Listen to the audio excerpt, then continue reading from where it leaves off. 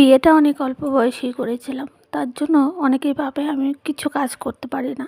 কিন্তু এই সংসারটা আমি যে শুরু থেকে ধরেছি হাল। কারণ এই সংসারে যখন একটা ১ম গাঁথনি হয়েছিল, সেখান থেকে আর এত বড় সম্পূর্ণ বাড়িটা করার পিছনে আমি ছিলাম।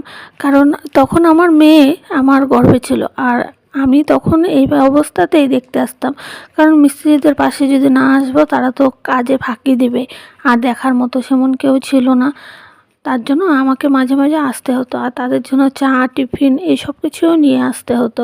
আর এখন না এইসব কিছু হয়তো ভুলে গেছি, কিন্তু অনেকটাই মনে আছে। প্রথম থেকে শেষ পর্যন্ত মানে যতটা হয়েছে তত পর্যন্ত আমি ছিলাম। আর এখনও ঘরের অনেক কাজই বাকি রয়েছে।